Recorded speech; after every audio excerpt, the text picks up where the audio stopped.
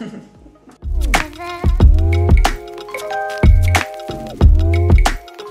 tout le monde, bienvenue sur la chaîne de Studio Lydia S. Moi c'est Lydia, je suis la fondatrice et la directrice artistique du studio. Aujourd'hui je vous invite dans la cuisine du studio parce que je voulais parler avec vous de l'importance de bien concevoir sa cuisine.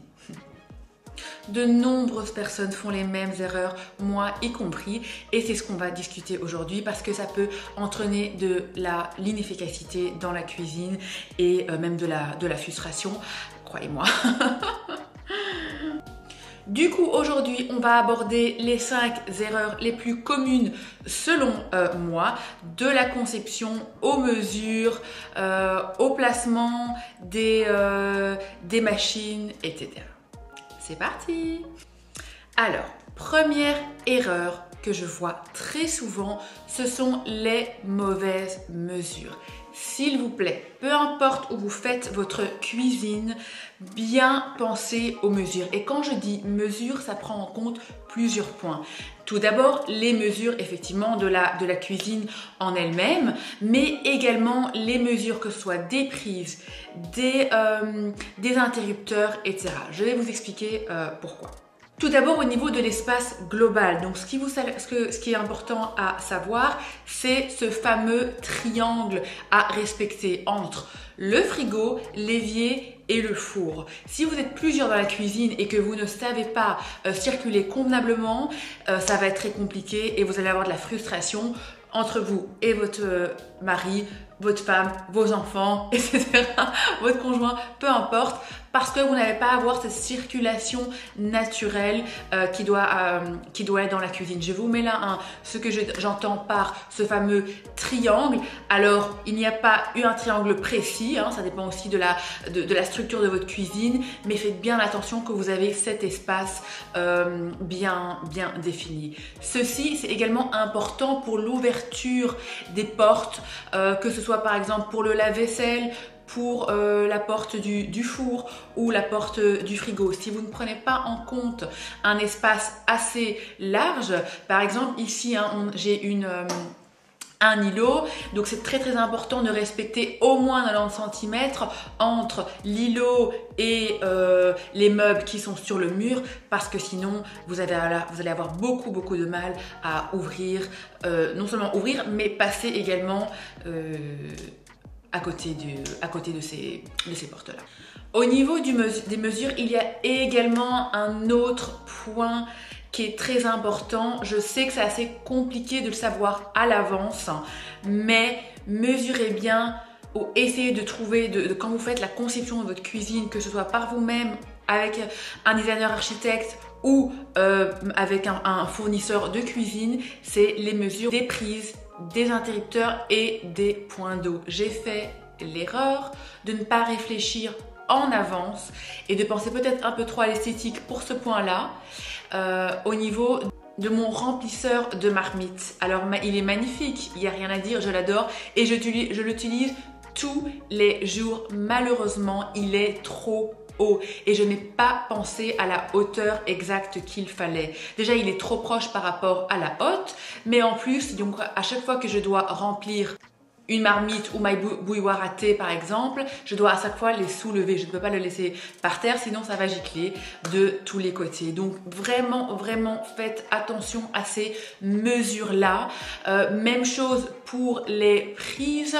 Il faut exactement que vous sachiez, si je puis dire, au centimètre près où vous allez les mettre, parce qu'en fait quand les installateurs de votre cuisine ou vous-même vous allez mettre les meubles, il peut y avoir également des centimètres qui seront ajoutés. C'est de nouveau ce qui m'est arrivé avec ce meuble-là que j'adore, qui est un meuble de base décoratif pour mettre la jolie vaisselle, mais il y a une prise juste à côté qui est vraiment collée tout juste. Alors c'est pas horrible, c'est pas choquant, ça ne me dérange pas, mais c'est vrai que idéalement, point de vue esthétique, il serait bien que ce soit un peu à quelques centimètres et pas collé par rapport au meuble. Deuxième erreur que je vois souvent, c'est ne pas planifier à l'avance l'emplacement des appareils électroniques. Et par appareil, j'entends non seulement les gros appareils, on va parler du four, du frigo, du lave-vaisselle ou de la machine à laver en fonction de votre cuisine, mais également les petits appareils tels que micro-ondes et machines à café. Je m'explique. Alors, en ce qui concerne les gros appareils, pensez au flux de travail, c'est-à-dire qu'il faut vraiment réfléchir à où mettre le frigo par rapport, par exemple, à la hotte. Vous voyez comment vous travaillez, c'est très important, sinon vous allez bloquer ce flux-là et vous allez vraiment avoir du mal à faire, à cuisiner dans votre cuisine. Par exemple, si vous mettez un four qui est trop loin de votre zone de travail, donc vous allez avoir du mal à chaque fois prendre ce que vous avez préparé et le mettre forcément sur la plaque ou dans le four. Donc vraiment essayer de penser à ok, quel est le meilleur flux de travail pour moi et en fonction de ça, designer les mesures et la conception de la cuisine en fonction. En ce qui concerne les petites machines, donc par là j'entends machine à café, les fais-tout, etc. Essayez de penser également à l'avance si vous comptez les laisser sur votre plan de travail et si oui, où exactement. J'ai fait l'erreur de ne pas penser où je mettrais ma machine à café ou du moins j'ai changé d'avis où je voulais la mettre. Du coup, à la place de base, je voulais la mettre de ce côté-ci. Je voulais la mettre là et j'avais une idée de mettre des jolies tasses à café sur l'étagère et la machine à café en dessous. Je n'ai pas mis de prise là. Non, la machine, elle est là. Du coup, c'est ce que je vous dis. Essayez également de penser à ça. Après, je ne vous conseille pas de mettre toutes vos machines, tous vos appareils sur le plan de travail parce que l'idée c'est d'avoir le moins possible et que ce soit pas trop de clutter mais plus un côté décoratif ou du moins quelque chose que vous utilisez assez souvent. Autre chose que je conseille également, qui peut être utile dans ce cas-ci, c'est de créer un garage. Je ne l'ai pas fait ici parce que ça n'allait pas dans le design, mais ce que je conseille, par exemple, ce que je suis en train de faire dans une cuisine que je suis en train de designer pour le moment, c'est que j'ai créé ce qu'on appelle un garage. C'est quoi un garage si vous ne savez pas? C'est en fait un meuble, par exemple avec tiroir ou alors avec, vous voyez, les portes littéralement de garage qui descendent. Ikea en a un. Pour le moment, il est noir. Il n'est pas très esthétique, mais vous pouvez le faire vous-même ou demander à votre constructeur de cuisine de le faire également, afin de mettre toutes vos machines à l'intérieur. Du coup, quand vous faites ça, n'oubliez pas au préalable, avec votre électricien ou votre entrepreneur, de bien faire en sorte d'avoir assez de prises à l'intérieur. Comme ça reste là, vous ne devez pas les sortir et vous êtes tranquille à ce niveau-là.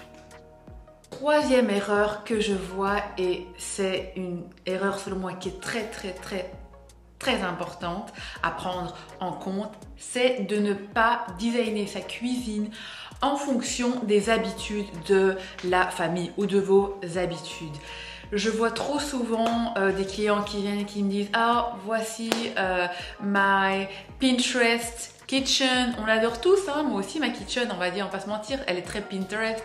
Mais pensez aussi fonctionnel. C'est très important de mixer et le fonctionnel et l'esthétique. Et quand j'entends fonctionnel, c'est ce qui va être fonctionnel pour vous et pas seulement fonctionnel en fonction de ce que The Home Edit ou un tel sur Instagram a dit qu'il faut faire. Non.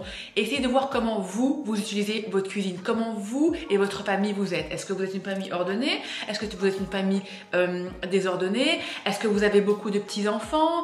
Ou est-ce que vous avez des petits-enfants? Est-ce que vous avez des grands-enfants? Est-ce que vous avez des sportifs? Est-ce que vous avez des cuisiniers ou des cuisinières dans votre famille? et en fonction de ça, vous allez pouvoir décider, ah ok, j'ai des petits enfants, donc peut-être que mon micro-ondes devrait être plus par le bas, comme ça ils peuvent facilement chauffer quelque chose, leur petit plat après l'école, on va dire, hein, quand ils rentrent de l'école par exemple. Ou ah ok, j'ai une famille très désordonnée, donc je vais faire en sorte de mettre le plus de tiroirs possible avec des rangements faciles, comme ça tout est là-dedans et il me laisse mes plans de travail vides, etc. Donc très important de penser à ça.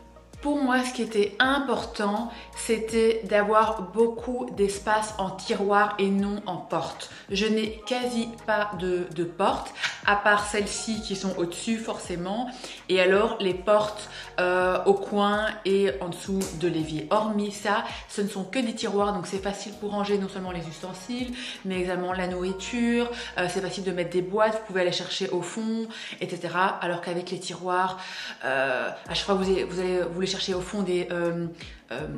avec les portes, à chaque fois que vous voulez chercher au fond des portes, c'est une vraie galère. Donc, pensez bien à comment vous et votre famille êtes au jour le jour.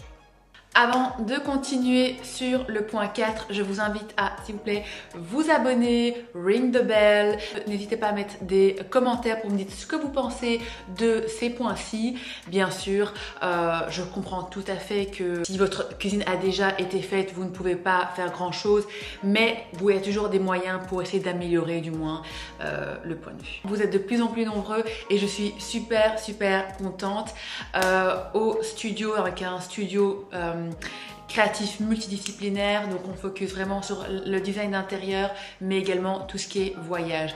Pour ce qui est du design d'intérieur, si vous aimez ces conseils, je propose de la consultance en design d'intérieur. Il suffit d'aller sur mon lien qui sera en description et il vous suffit, hein, si vous avez des questions, eh bien on peut avoir une consultation de 1 demi-heure ou 1 heure où je vous aide avec vos problèmes et je peux voir avec vous quelles sont les solutions que vous pouvez apporter pour résoudre vos problèmes du mieux possible. Erreur numéro 4 que je vois très souvent et qui me donne le hic, c'est de mettre trop de rangement et en même temps de ne pas avoir assez de rangement. Et c'est lié à ce que je viens de dire dans l'erreur 3. Qu'est-ce que j'entends par là?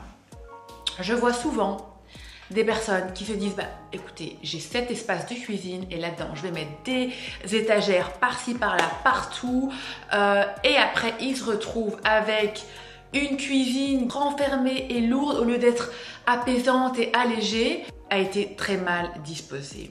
Donc, comme vous voyez chez moi, je n'ai pas, très peu, de meubles supérieurs. J'ai que celui-là qui est principalement décoratif.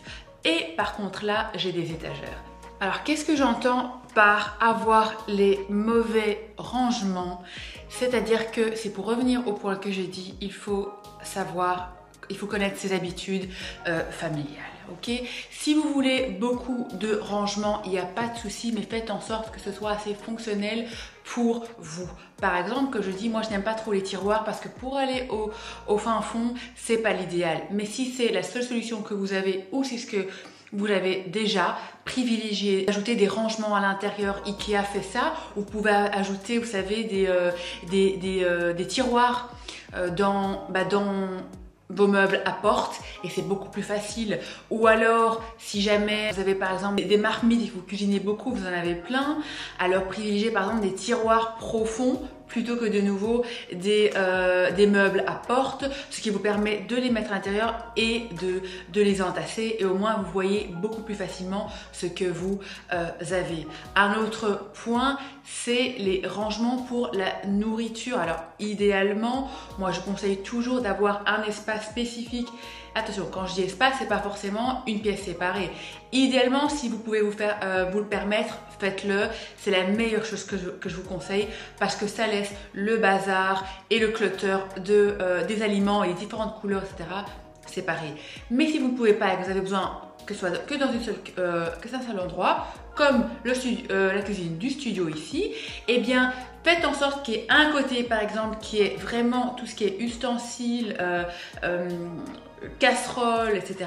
et un autre nourriture. Et là-dedans, privilégiez aussi, je vous conseille d'investir dans des solutions de rangement qui sont égales. Je sais que ça peut paraître contre-intuitif de se dire ah ok mais Lydia tu es très dans tout ce qui est sustainability etc mais tu nous demandes d'acheter. Non, ce que je vous dis c'est que certes, vous allez vous débarrasser de ce que vous avez, mais en achetant des produits de rangement qui sont égaux, vous allez pouvoir les ranger et les entasser plus facilement l'un avec l'autre. Et ça, forcément, vous allez les garder beaucoup plus longtemps qu'à chaque fois acheter un qui est mix and match.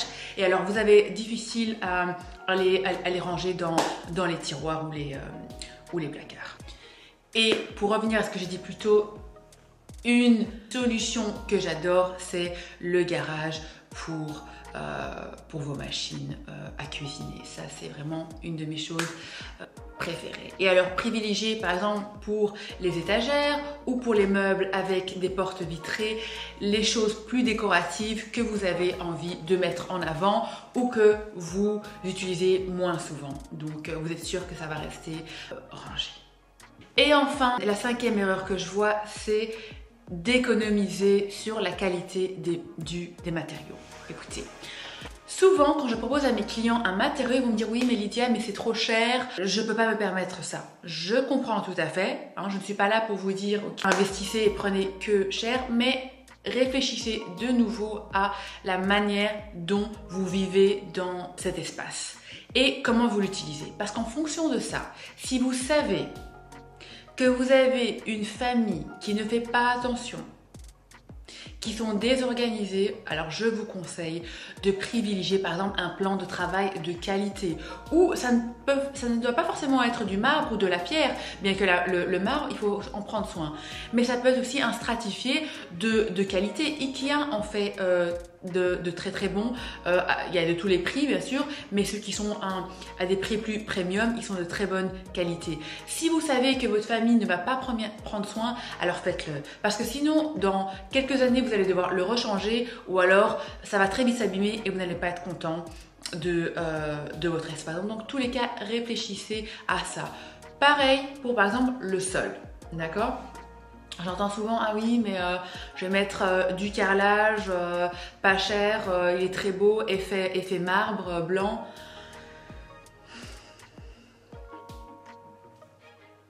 Vous avez déjà vu la saleté qui s'accumule sur le marbre blanc? Déjà la saleté qui s'accumule dans une cuisine. Il suffit de cuisiner, de prendre une pomme d'un panier de fruits et vous avez de la saleté par terre. Je ne sais pas comment ça se passe, mais... Donc, réfléchissez à ça. Ici, on a décidé de mettre du Mortex, hein, c'est du béton ciré.